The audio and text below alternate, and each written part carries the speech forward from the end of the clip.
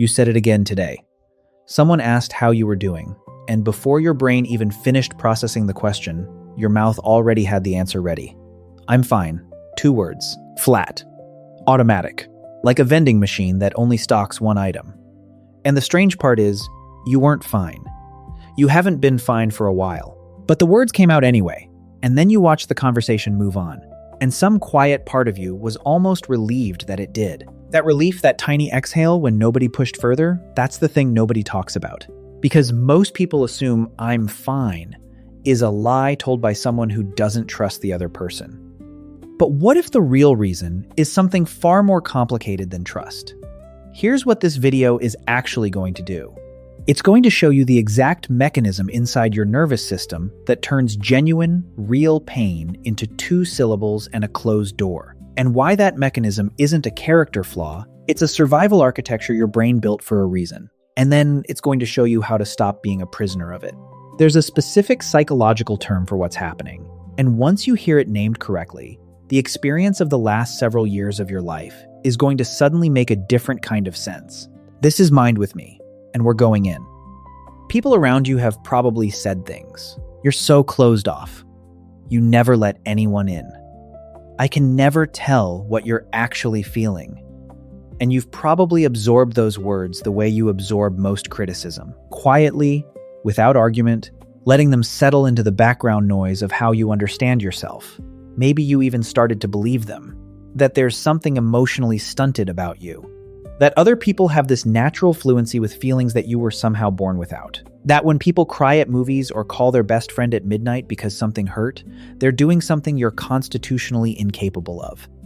The world has handed you a label, emotionally unavailable, cold, hard to reach, and you've been carrying it around like it belongs to you. It doesn't. Because what's actually happening inside you is not the absence of feeling, it is the opposite. The feelings are there. They are loud and complex and sometimes overwhelming. The problem is that somewhere between feeling them and expressing them, there's a wall. And you didn't build that wall out of coldness. You built it out of something that once made complete sense. The name for this is Alexithymia. It comes from the Greek literally, no words for feelings. And it doesn't mean you don't feel. Psychologist Graeme Taylor at the University of Toronto, who spent decades studying this phenomenon, described alexithymia not as emotional absence, but as a disruption in the cognitive processing of emotion, the part of the brain that takes a raw feeling and translates it into language short circuits. Think of it like this. Imagine your emotions are a radio signal coming in strong and clear, but the receiver, the part that converts that signal into something you can actually hear and describe, is picking up static. The signal is real. The static is the problem. Research estimates that roughly % of the general population experiences this in significant form, with higher rates among people who grew up in environments where emotional expression was either unsafe, unwelcome, or simply absent from the vocabulary of daily life. The brain learned early that feelings, when spoken aloud, created consequences. So it started converting them into silence before they could reach the surface. Now here is where the mechanism gets precise, and this is the part that matters. There are 3 interlocking causes behind the "I'm fine" reflex, and they don't operate separately. They compound. The first is what neuroscientists call interoceptive disconnection. Your insula, the region of the brain responsible for reading the body's internal signals, the tightness in your chest, the weight behind your eyes, the way your stomach drops when something goes wrong, that region becomes less communicative with the parts of the brain that assign emotional meaning. The body is sending the signal. The brain is just not routing it correctly. It's like your internal weather station is broadcasting a storm warning, but the translation software between the weather station and the news anchor keeps crashing. You know something is happening. You just can't tell anyone what it is, and sometimes you can't even tell yourself. The second cause is conditioned emotional suppression, and this one has roots that go deep. Psychologist James Pennebaker at the University of Texas, whose research on emotional inhibition became foundational in the 1990s, found that the chronic act of holding back emotional expression requires active physiological effort. Your nervous system is not passively silent, it is working hard to keep the lid on. Think of it as a pressure cooker with the valve welded shut. The heat inside is real. The pressure is real. The outside just looks still. And what makes this so invisible is that the suppression becomes so automatic, so practiced, that you stop noticing you're doing it. You don't feel like you're holding anything back. You just feel numb or tired or vaguely heavy in a way you can't explain. The third cause is what might be called the burden calculus, and this is the one that runs the deepest for people who say, "I'm fine," most reflexively. Somewhere along the way, you developed a belief, not a conscious one, more like a bone-deep assumption that your pain is a problem for other people, that expressing it would cost them something, that the emotional labor of your feelings is a debt you'd be running up against people who are already stretched thin, or who have their own problems, or who simply don't have the capacity. So you preemptively absorb the cost yourself. "I'm fine" isn't a lie.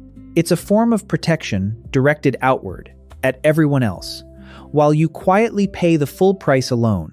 And here's the question you need to sit with for a moment. What has that cost you? Not in an abstract sense. Specifically, think about the relationships where you stayed slightly out of reach because reaching in felt too risky. The moments where someone offered you a genuine opening and you deflected with humor or a subject change or those two flat words. The nights where the pressure got heavy enough that it found its way out sideways as irritability or withdrawal or a low-grade sadness you couldn't trace back to its source. Because the thing about suppressed emotion is that it doesn't disappear. It migrates. It shows up in your body as tension, in your relationships as distance, in your sleep as a restlessness you can't explain. The cost of "I'm fine" isn't paid once. It's paid on installment, quietly, for years. So here is how you start to dismantle it. Not by forcing yourself to be more open, not by performing vulnerability before you're ready. That approach almost always backfires and confirms the fear that expression is dangerous. The first move is to build interoceptive vocabulary before you need it in a live conversation. This is a technique rooted in somatic psychology. Once a day, for 60 seconds, put your hand on your chest and ask your body one question. Not "how do I feel," but "where do I feel something right now?" Your body will answer in location and sensation before it answers in words. That's enough to start. You're rewiring the connection between the insula and the language centers by practicing the route when the stakes are low. The second move is to practice what researchers call graduated disclosure, not opening the floodgates, but cracking the door. Find one person, one low-stakes moment, and instead of "I'm fine," say something slightly more honest, not the full truth. Just a fraction more than automatic. "I've had a rough week, honestly." That's it. What you'll often find is that the catastrophe you were bracing for, the burden, the awkwardness, the loss of control, doesn't come. And every time it doesn't come, the nervous system files a small correction against the old assumption. The third move is to reframe who the suppression is actually protecting. Because here's the hard truth. The burden calculus is a story your nervous system wrote a long time ago, in a context where it made sense. But you are not in that context anymore. The people in your life right now, at least some of them, are not fragile. They are not going to break under the weight of your honesty. And by protecting them from your real experience, you are also quietly denying them the chance to actually know you. Here is the reframe that changes everything. The "I'm fine" reflex was never weakness. It was engineering. Your nervous system, under real pressure, in real circumstances, built the most efficient structure it could to keep you functional and keep the people around you from having to carry what felt like your weight. That is not coldness. That is a form of care that turned inward until it had nowhere else to go. The people who say "I'm fine" most automatically are often the ones feeling the most. They've just spent so long routing the signal away from the surface that they've become invisible to the people who would most want to find them. You are not broken. You are a person who learned to carry things alone, and that skill kept you upright for a long time. But carrying alone has a ceiling, and you've probably already felt it. The radio signal is still there. It never stopped broadcasting.